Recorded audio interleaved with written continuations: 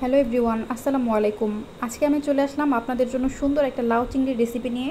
লাউ কিন্তু স্বাস্থ্যের জন্য অনেক উপকারী। লাউ আমরা মোটামুটি সবাই রান্না করতে পারি, তবে আমি যেভাবে লাউ চিংড়ি রান্না করি সেটার একটা ভিডিও আপনাদের সাথে আজকে শেয়ার করব। আমি লাউ চিংড়ি রান্না করব একদমই সিম্পলভাবে এবং খুবই অল্প মশলায়। এখানে একটা হাঁড়িতে আমি পরিমাণ মতো সরিষার তেল দিয়ে দিলাম।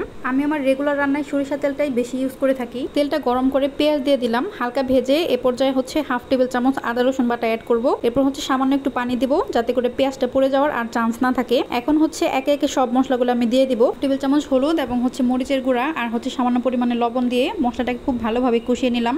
মশলাটা কষানো হয়ে গেলে উপরে যখন তেলটা ভেসে উঠবে তখন হচ্ছে এর মধ্যে আমি চিংড়ি মাছগুলো দিয়ে দিলাম। এখানে প্রায় 18 থেকে 20 পিস মাঝারি সাইজের চিংড়ি মাছ ছিল, সেটা আমি দিয়ে দিয়েছি। এখন মশলার সাথে কিছুক্ষণ কষিয়ে নিব। চিংড়ি কষানো হওয়ার এক পর্যায়ে আগে থেকে কেটে রাখা লাউগুলো দিয়ে দিচ্ছি।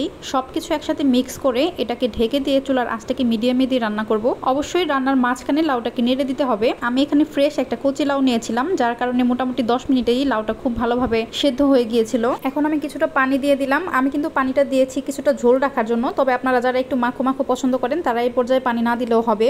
লাউ রান্না করতে হয় ঠান্ডা ঝাল দিয়ে, এজন্য গুঁড়া মশলা খুবই কম দিয়েছি।